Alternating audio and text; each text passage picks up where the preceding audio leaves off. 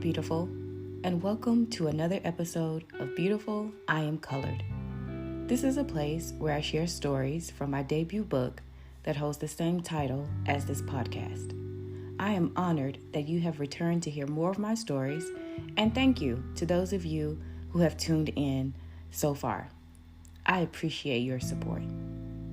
For those interested, you can follow me on Instagram at Beautiful I Am Colored. And I would also appreciate your support by adding me as your favorites or liking the podcast or even just sharing it with someone. This week, I'll be sharing an additional story from my book, Beautiful I Am Colored. But before I begin, as normal, just a little bit of business. Copyright 2022 by E.D. Booth, also known as Evelyn Barnes. All rights reserved.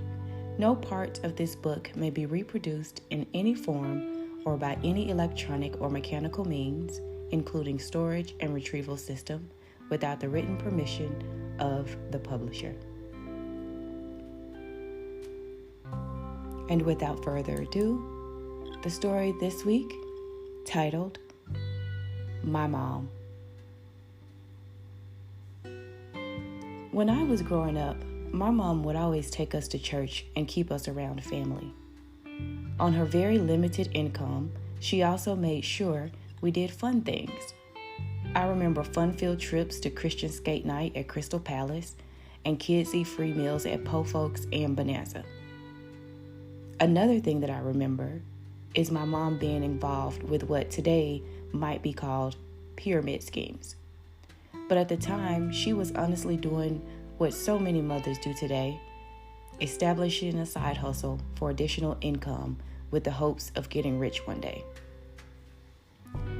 I too thought we would be rich at some point, and I still believe that I'll be rich.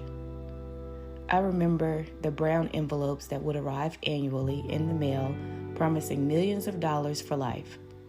All you had to do was enter, order a few magazines, and presto, you too can be a millionaire. I confess, I filled out those sweepstakes forms and returned them at least 2 times in my childhood, all with the hopes of landing the big one, the one that would mean we didn't have to struggle anymore. We never won the sweepstakes, but my mom taught me some valuable lessons, both directly and indirectly. Putting God first is one major thing my mom taught me directly, and it is something that has served me well. Indirectly, my mom taught me things to stay away from. Things like marrying the wrong person. I've since learned that success can come in many forms. Health, peace of mind, having a family who loves you and who you love back, consistently operating from a place of integrity, etc. You know by now from my previous chapters that my mom was not always there to protect me. And for many years, I resented her lack of protection.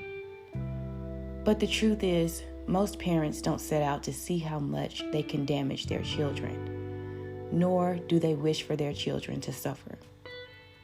It has taken me years, a strong spiritual life, and therapy to once and for all forgive my mom for doing what was her best. We must give people room to grow and evolve. Of course, we always have the choice to define a relationship and adjust it to meet our needs, but to not allow someone the opportunity to grow or hold them in contempt for something they did or did not do years ago will ultimately rob you of being completely free. I know because I am writing this book. I am in therapy and addressing some things I've been carrying for far too long. One of the things I'm learning is that we must get to a place of tiredness. You know the old saying, I'm sick and tired of being sick and tired? My translation of that would be, get fed up enough with your own self getting in the way that you actually do something about it to make a change. Tired of being overweight and your clothes not fitting right? Work out and push that plate back. Tired of your spouse getting on your last nerve with dumb stuff like how they chew their food? Chew with them or leave the room. I think you get the gist of what I'm saying. The biggest, most fundamental thing you can do is change your mind. And there are tons of other books you can read that address this. Even the Bible talks about transformation happening by renewing your mind. Surround yourself with people who are like-minded and will push you to become a better you. No, you do not need a lot of people to do that. You only need a very small number. In a recent therapy session, we talked about friends. My therapist asked who my friends were. I could only count 2, one of which was Marlon, my husband. And some of the others don't fully count because they are family members.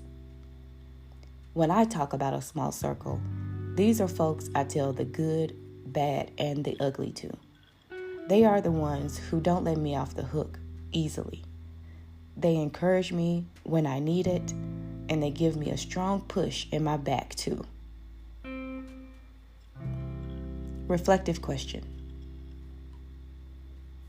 Is there someone you need to forgive for causing you a major hurt? How and when did you plan to forgive?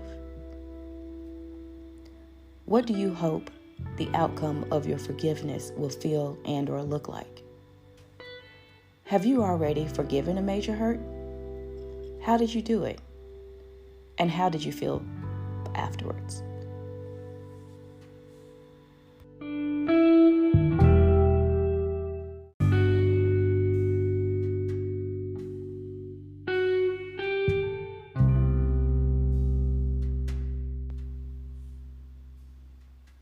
Author's comments.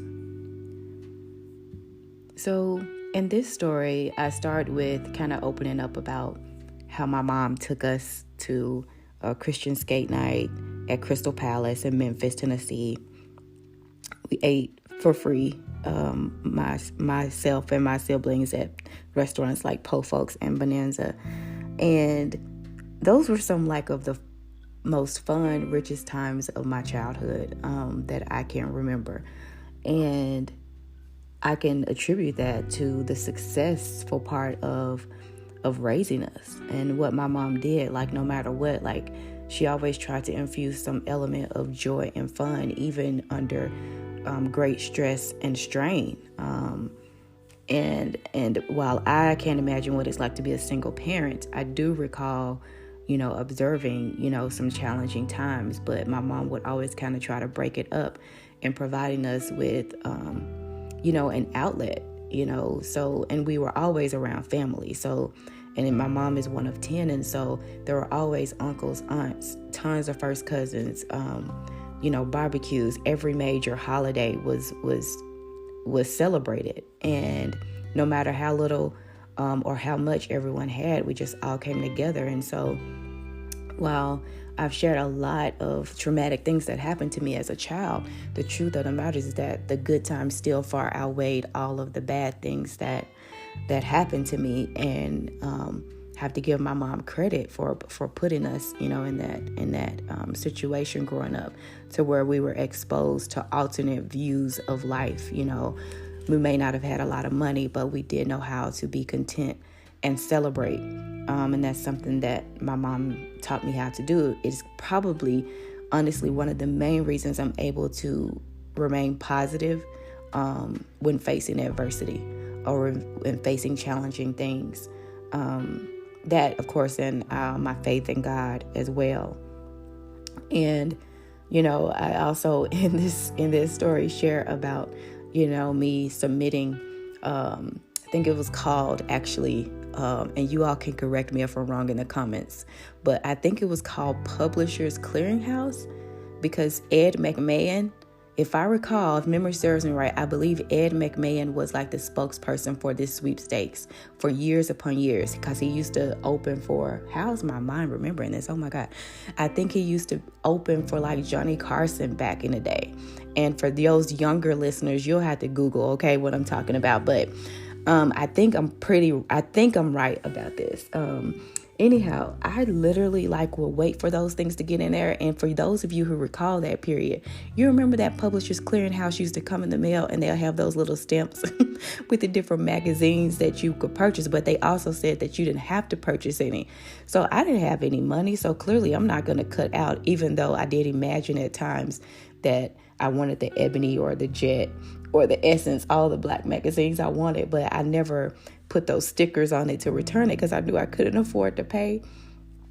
But just having even then, that faith that, oh my God, I'm gonna send this in and one day our family is, gonna have their prayers answered, with becoming rich, which is just hilarious to me today. But nonetheless, that's my truth and my experience. But I also think it speaks to, like I said, that element of faith, right? Because you do have to have a certain belief system to even follow through with that.